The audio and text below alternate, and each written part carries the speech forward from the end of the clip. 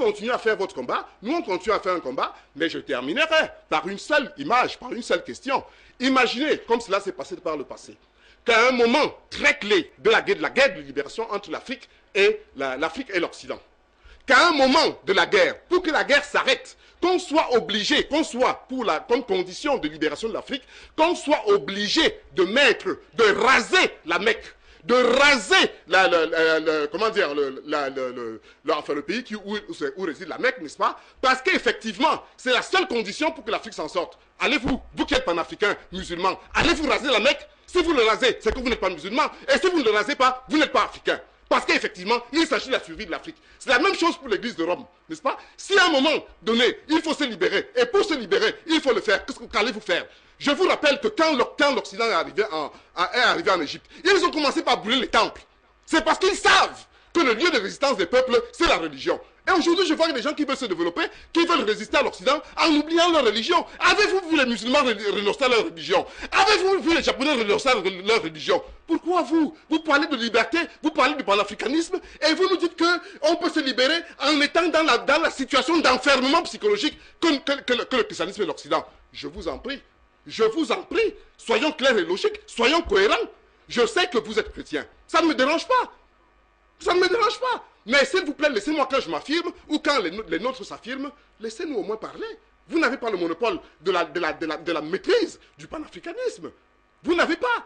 Si vous êtes aussi bon que ça, je reviens par Fendon, n'est-ce pas? Et que vous êtes un homme politique. Mais s'il vous plaît, ne venez pas sur les plateaux de télévision. L'homme politique, c'est sur le terrain politique. Là-bas, il y a les électeurs, mais je ne pense pas que vous avez déjà été élu au plus loin que dans votre chambre. S'il vous plaît, dans votre qualité d'homme politique, je me demande comment vous pouvez faire la politique sans connaître la psychologie des peuples que vous allez diriger. S'il vous plaît, laissez-nous nous affirmer. Merci. C'est la dernière fois que Merci Tayou Kamge. Donc, en tout cas, nous vous remercions d'avoir quand même observé, comme vous l'avez dit, la technique du débat. C'est un grand pas pour nous de savoir qu'on a pu faire cela comme ça, mais loin du débat panafricain d'être la contre-offensive de la grande émission sur l'afrocentricité. Merci aussi de m'avoir ajouté ce vocabulaire-là. Alors, Président Bandakani, je vous laisse le soin de boucler cette première partie du débat. Ben, Bachir, il faut qu'on redescende sur terre un peu et que les gens se calment. Je voudrais inviter mon frère Tayou au calme. La manière dont il s'est exprimé montre qu'il n'est pas calme. Et ça trahit quelque chose à l'intérieur de lui. C'est mon frère. Et maintenant, il ne faut pas qu'il joue à la victime. Je crois qu'être afrocentrique, c'est savoir assumer ses positions aussi. Ce qui s'est passé sur le plateau spécial, j'ai suivi cette émission de bout en bout. Et je n'étais pas seul. C'était une attaque directe, je dis directe, du débat panafricain. Ne jouons pas avec les mots. On n'a pas cité les gens, mais c'était une attaque directe. Et ce qui a été au centre de cette émission, c'était la célébration de la religion africaine, si elle existe. Je ne sais pas ce que c'est, mais j'attends que mon frère Tayou me donne la quintessence de la religion africaine. Peut-être que je prendrai acte de la valeur de cette religion-là. Ben, ce jour, ils ont célébré la religion africaine. Il y avait une prêtresse du vaudou sur la table qui appelait les Africains à se faire initier au vaudou pour se désoccidentaliser. Donc c'était dit. Et j'ai écouté le propos de Bombok Basson, cet aîné-là, pour qui j'ai du respect. J'ai écouté Sidi Pokam qui était sur le plateau. Donc, il ne faut pas qu'aujourd'hui tu te victimises. Et pourquoi est-ce que je parle de victimisation? Parce que la victimisation est une technique qui, dans la psychologie, trahit la qualité mentale de celui qui se livre à ce genre de pratiques, de comportement. Quand tu prends la parole tout à l'heure, au commencement du débat, tu dis que tu ne veux pas de débat contradictoire. Tu dis que non, vraiment, tu connais la position des gens et tout, tu ne veux pas de débat contradictoire. Et tu convoques une grande soirée, une grande journée, où nous viendrons débattre à fond de ces choses-là. Ben, il aurait fallu faire ça ce jour du débat spécial. Il aurait fallu inviter des contradicteurs connus pour discuter. Et à ce moment-là, les Africains auraient mesuré la consistance et la sérénité de vos positions afrocentriques. C'est pas ce qui s'est passé. Je vous en prie, Bachir. Oui, compte tenu du temps, est-ce qu'on pourrait aller directement vers, n'est-ce pas, je voudrais poser les bases pour dire que moralement, ce n'est pas sain de faire ça. Deuxième entorse morale et éthique, c'est que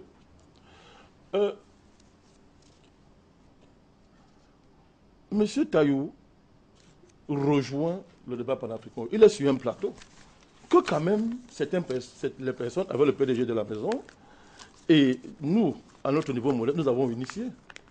Nous sommes les pionniers de ce plateau. Donc l'humilité, quand on est moralement honnête, c'est que vous ne venez pas dans une émission spéciale attaquer directement les pionniers du plateau sur lequel vous vous exprimez. Ça veut dire que ce n'est pas partager vos idées qui vous animent, c'est de détruire ceux qui sont sur le plateau avec vous, avant vous. Au niveau moral, ça pose un problème. Et venir après se victimiser, ce n'est pas sain. Maintenant, je veux venir un peu ce qu'il vient de dire tout de suite. Vous savez, commençons par dire une chose, Bachir. Il n'y a pas de religion étrangère en Afrique. Et le jour où on fera un débat contradictoire avec ces gens, nous devons leur démontrer. En direct, et les gens vont comprendre. Il n'y a pas de religion étrangère en Afrique. Cheikh Anta Diop, qui est le maître de Taïou, je suppose, a démontré l'origine monocentrique de l'humanité. C'est une démonstration scientifique qu'il a fait. Lui qui aime beaucoup la science, apparemment. Cheikh Anta Diop a démontré l'origine monocentrique de l'humanité. Et cette origine monocentrique a pour conséquence directe ce que j'appelle l'origine monocentrique de la civilisation. Autrement dit, c'est en Afrique que sont parties toutes les civilisations. Si M. Taïou est un afrocentrique, il sait très bien que les bases historiques du christianisme ont été posées en Afrique. Depuis l'Égypte antique, on parlait de la résurrection, de l'Immaculée Conception. Tous les concepts centraux du christianisme sont posés en Égypte antique. Pareil pour l'islam. Pareil pour l'islam. Pareil même pour ce que j'appelle les traditions ésotériques qui nous viennent aujourd'hui sous des formes nouvelles, rose-croix, franc-maçonnerie, etc. S'il connaît l'Afrique, il sait que tout ça vient de là. Donc il n'y a pas de religion étrangère en Afrique sur le plan fondamental. Il n'y a pas de religion étrangère en Afrique. Si aujourd'hui l'islam nous revient par d'autres canevas, le débat qu'il y a fait, c'est peut-être ce débat il y a, c'est de voir les emprunts et les altérations qu'il y a eu. En ce moment-là, altération, je suis modeste, pour ne pas heurter mes amis musulmans que je respecte beaucoup, altération, il faudra que ceux qui estiment que c'est altéré démontrent ça, en renvoyant ça, en connectant ça avec les origines kémétiques, n'est-ce pas, pour utiliser le terme qu'ils aiment bien, des religions africaines. Donc, il n'y a pas de religion étrangère. Et pourquoi est-ce que les afrocentriques parlent de religion étrangère? Pourquoi il parle de religion étrangère? Deuxième chose, il a convoqué Toussaint Louverture. C'est très bien. C'est lui-même qui a dit que Toussaint Louverture, avant de faire la guerre, a fait un rituel.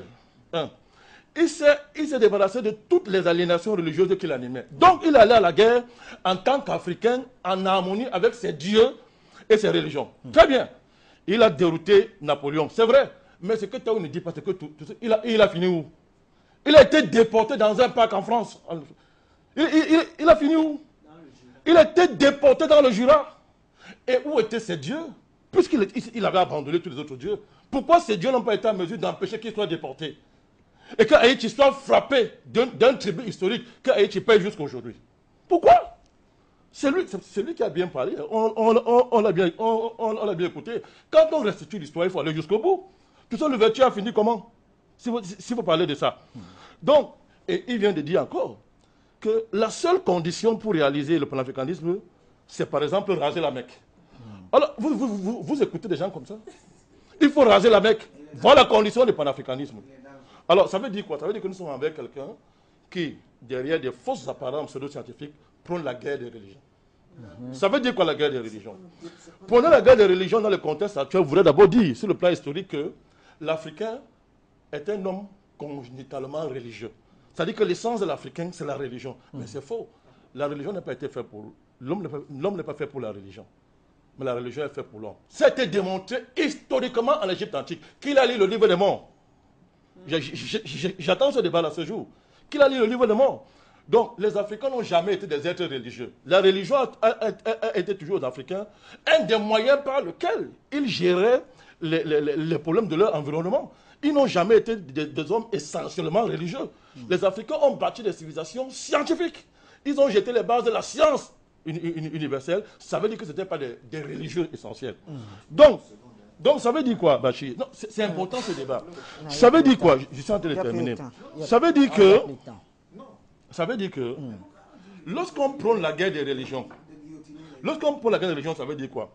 La guerre des religions, c'est ce que l'impérialisme américain, l'impérialisme américain est en train de diffuser dans le monde entier, à travers la djihadisation du monde, à travers les guerres du djihad et tout, en réduisant les sociétés africaines à des ghettos religieux. C'est-à-dire qu'on dit que l'Africain d'aujourd'hui n'est rien d'autre qu'un, c'est un musulman, c'est un chrétien, c'est un animiste, c'est un ceci. Mais ce n'est qu'une partie de l'identité africaine. L'homme africain d'aujourd'hui, c'est un homme dont l'humanité, en tant qu'homme, est niée par un système politico-international qui fait de lui un esclave. Est-ce que la religion empêche que tu sois esclave? Non. Et la religion empêche ça. Donc le problème de l'Afrique aujourd'hui, c'est qu'il y a ce qu'on appelle la communauté historique fondamentale des Africains et au-dessus des appartenances religieuses. Donc, et cette façon de faire la guerre des religions nous ramène à un autre africanisme du colonialisme français. Les africanistes, quand ils parlent de l'Afrique, ils disent que ce sont les guerres tribales. Ce sont les gens qui ne sont jamais entrés dans l'histoire. Ils sont des tribus depuis que la terre existe, ce sont des tribus. Or, les Africains, si Taïou est cohérent envers lui-même, c'est nous qui avons initié l'humanité à la civilisation. Donc, à la science. Pendant que les autres étaient des cannibales, étaient dans le tribalisme, nous avions déjà commencé, nous étions élevés à l'universel. Et nous étions en train de poser les bases scientifiques de la domination de la nature. Donc, nous devons faire extrêmement attention. Nous n'avons pas interdit à nos amis afrocentriques de crier leur afrocentricité. Mais ça ressemble à un certain néo-sengorisme. À une époque, la négritude a passé le temps à crier. Nous sommes noirs, nous sommes noirs, nous sommes noirs. Mais Cheikh Anta Diop est venu là, il n'a pas crié. Il a établi la démonstration scientifique que le noir est de l'apport des Africains, l'apport de l'Afrique à la civilisation universelle. Et le débat s'est clos sur le plan scientifique. On ne peut pas empêcher d'autres d'être racistes, mais le débat s'est clos. Je voudrais dire quoi? Mais c'est bien de crier sur Afrique Média. Par là, nous sortons par là, oui. C'est bien de crier sur Afrique Média. Mais je voudrais rappeler à M. Taïou, pendant qu'il est en train de crier ici, à la limite comme un écervelé, ce qui n'est pas, les mosquées, les temples chrétiens sont dans les villages africains. Dans son village, il y a les temples chrétiens. Et il y a les mosquées. C'est-à-dire que ce qu'il appelle l'Occident a colonisé son village là où il est né. Le Lakam, pour parler comme Bamileke, c'est colonisé par les temples chrétiens. Mais si nos dieux ancestraux sont si forts, mais comme ils ont des prêtres comme les Taïou, mais ils n'ont qu'à convoquer ces dieux et que ces dieux fassent dégager tous les prêtres qui y a sur ces territoires-là, tous les imams qui ont sur ces territoires-là, et ils récupèrent nos terres. Alors crier comme ça, c'est masquer la défaite des soi-disant dieux africains qui ont été capables de protéger l'Afrique contre l'esclavage et la colonisation. Aujourd'hui, contre l'impérialisme et la néocolonisation. Où sont ces dieux africains pour protéger leurs enfants? Où sont ces dieux africains soient supposés? Je respecte la religion, les traditions africaines, je respecte ça, je n'ai pas envie de froisser ça. Mais Taïou exagère. Mais que ces dieux protègent les enfants africains? Nous venons de mener une guerre contre Boko Haram. Mais il aurait fallu dire aux militaires de pas aller au front et que la mystique africaine démolisse Boko Haram en 2 jours. De façon mystique. Il faut qu'on soit sérieux. Ne déplaçons pas les débats. Les débats sont là. Il faut affronter, si les dieux africains existent, qu'ils affrontent les dieux, entre guillemets, étrangers, qui ont colonisé l'imaginaire et les territoires africains, jusque dans les villages, dans les lieux sacrés. Il faut les chasser, on est devenu pleurnicher sur un plateau de télévision. Donc, c'est la défaite de ces dieux-là. Je voudrais terminer en disant, et ça je veux le dire, je termine par là. Quand j'ai écouté ce plateau, je voudrais dire que quelques pélés et étendus ne vont pas impressionner Barakani, m'amener à renoncer à ma foi. Je suis un chrétien. Jésus-Christ est Seigneur et Roi. Quand je l'ai dit, c'est pour que Bachir puisse confesser sa foi musulmane. C'est pour qu'Ariette Ekoué puisse déclarer son athéisme. C'est pour que Parfendon puisse dire qu'elle est catholique. C'est pour que mon ami Simo puisse dire qu'il croit à des dieux ancestraux. Et nous sommes des panafricanistes sur ce plateau pour lutter pour le continent africain. C'est ça, le panafricanisme. Et pas les pleurnicheries afrocentriques. Merci à vous, Omniobé, qui nous écrit incroyable, Omniobé. qui nous dit que si la religion était une affaire personnelle, pourquoi les Arabes et les Occidentaux nous convertissaient de force à leur religion respective? C'est une question de notre ami Omiobe. Alors, nous avons quelqu'un au bout du fil.